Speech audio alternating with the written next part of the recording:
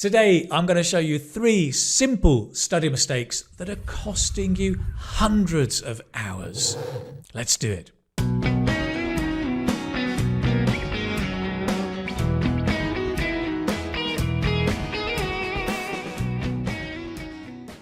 Hello, it's Keith from the Keith Speaking Academy, here to help you become a more confident speaker of English. And it's really important when you're studying English to have an effective study technique. I think many people are just wasting hundreds of hours following techniques and methods that don't really work. Now, I get it. There's no perfect technique or method. Everyone's different and they learn in different ways. But today I want to tell you about 3 mistakes that most students make and that really they're not helping them and they are costing them hundreds of hours of wasted time. Fix these mistakes and you'll spend less time studying but get even better results. Are you ready? Let's do it. Mistake number 1. Mistake number 1 is not planning. So some students just think, well, yes, I'll study English, whether it's for IELTS prep or business English or just for fun, I'll do some English. And then they look for time and, maybe tomorrow, no, I'm a bit busy. And then when they find time, eventually they sit down and go, right, what shall I do? What shall I study? Let's have a look on the internet. Let's try and find something and waste 20 minutes looking for something to study.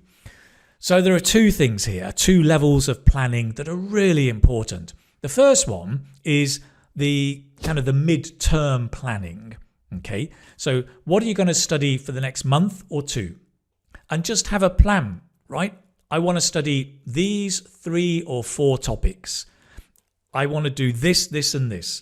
Having a plan for the next couple of months is really important. And not only the content, but deciding the time, or at least how often each week you're going to study. Ideally, fix the time and the day so you can put it in your calendar so you don't have to think about it. It just comes up and it's there. You're not wasting time or losing time because you haven't prioritized it. Do prioritize it and find a time to do it, or at least commit to a number of times a week, okay, to doing that. And secondly is the content. So if you know that this coming week, Tuesday and Thursday, you're going to study the topic of, let's say, cities, prepare the content. Decide what you're going to study. So maybe you've got a book and you're going to do chapter 1. Great. Maybe you're on a course, you're going to do unit 5. Great. Maybe find a video on YouTube and you're going to watch that. Great. But decide that before you study at the start of the week so that when you come to study and you sit down, you know exactly what you're going to do. You're not wasting 20 minutes looking for stuff, getting distracted on social media, left, right, and center, and it's a mess. Don't waste time. So monthly, weekly, plan the content, plan the time and the day, get organized. And then you're going to become a much more effective learner. Let's move on. Okay, mistake number 2 is only studying with social media. Now, don't get me wrong. Social media has a lot of benefits and there's some great study material out there. There's some rubbish, but there's some good stuff if you can find it. And it can be a very good way of learning, right? It's entertaining. Edutainment, as we call it. It can be engaging, it can be fun. You can watch some film clips, you can watch short videos like 1-minute chunks that are really powerful bites of learning. All of that can be good. The problem is if you're only studying with social media, well, first of all, it's so easy to get distracted because once you're on Facebook, Instagram or TikTok, you're in scrolling mode. So you're going to be distracted. You're not always going to be studying English, right? Oh, there's an interesting car. Oh, that's nice. Oh, haven't thought about that for my garden. It's so distracting. Secondly, because you're in scrolling mode, you're your neurons go into almost a blurry, fuzzy, non-focused state. It's not the best frame of mind to be focused and studying. I think studying is you need to shut out the world and be really focused to help your learning be deeper. So social media doesn't favor that, really. I mean, disclaimer, right? I'm not a big fan of social media, personally. I use bits and pieces for my learning, but I plan it very carefully.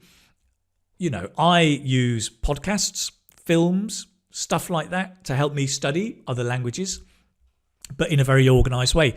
And I don't only do that. So I've also got books. I'm on courses. I follow courses because it gives you a structure. The book or the course, it just tells you what to do step by step. You're in a closed environment. You're not distracted. You often have opportunities to engage with other people on the course, right, who are in the same boat as you, same situation, same goals, same mindset, rather than just social media where you can meet any Tom, Dick and Harry who doesn't really care about English. And, you know, it's not the same connection. It's a different kind of connection when you're following a course. And that systemized step-by-step approach, whether it's an online course, face-to-face course, or just a course book, or reading a novel, there are chapters, it's step-by-step, which is great for your logical mind and for studying mode. So yes, use social media as a part of your study, but don't only study with social media. Great. Let's move on.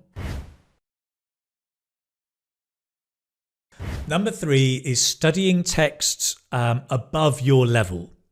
Okay, so by texts, I mean either a written text, like reading, or listening. An audio text can be listening to a podcast or a film, whatever it is. But, you know, studying with materials that are way above your level. If you're down at B1 and you're studying C1 level, it doesn't work. You're wasting time. Because what happens? You start reading or listening and you can't understand, and you start looking up the words, and suddenly you've got a list of 20 words that you've looked up on page 1, and the feeling of overwhelm. Oh my God, there's so much I don't know. How am I going to learn these words? 20 words a day, and it's so slow. I've spent an hour doing this. You're wasting time. You really are, and it's negative. This is the problem, is it's not like you're making slow progress. You're almost going downhill because you're overwhelmed, because the level is too high. Study texts at your level or slightly above, right? But if you're B1, study texts at B1 level, because then you'll understand a lot more. You won't waste time looking up lots of words. You can guess a lot of the words. You can use different reading, listening strategies like guessing, skimming, scanning, and you won't have to learn 20 words per page, just 2 or 3. So you feel comfortable, and that's where your learning is better, because you are at ease, relaxed. Your affective filter, as they call it, is much more receptive to learning. So yes, don't try and study texts that are way above your level. I mean, that's why I'm a big fan of graded readers. So novels that are different levels. You can get an A2 level, a B1 level, a C1 level. Just look up graded readers in Google. Courses, because they're set at your level, face-to-face or online. You can often get the right course at the right level, at your level. That's the way to do it. Otherwise, overwhelm, anxiety, stress, disaster. So don't waste hundreds of hours trying to study stuff above your level.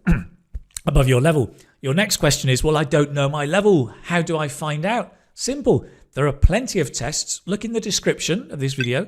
I'll leave some links to online tests that you can do to test your knowledge, your grammar, and your speaking skills. And then you'll get a good idea. And then when you know where you are, you can start navigating to where you want to go, going through a comfortable challenging but comfortable pathway rather than being overwhelmed. Interesting word, right? Overwhelmed. Just means too much pressure. There's too much going on. Don't be overwhelmed. Find a pathway that is relaxing, comfortable, but where you're going to make progress. Okay, study texts at your level. All right, slightly above maybe as well.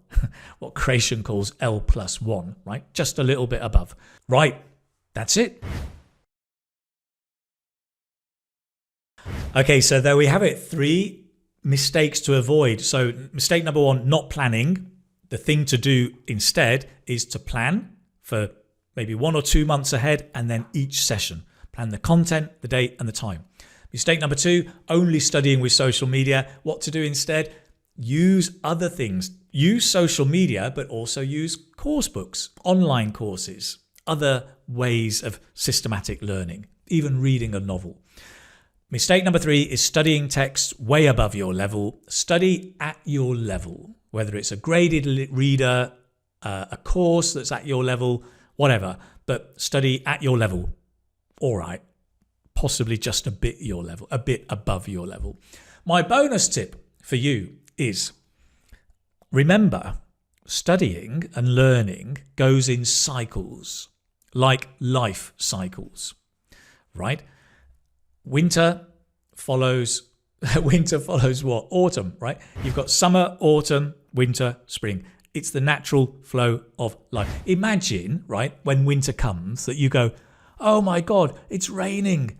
No, don't rain. I want the sunshine. Why is it raining?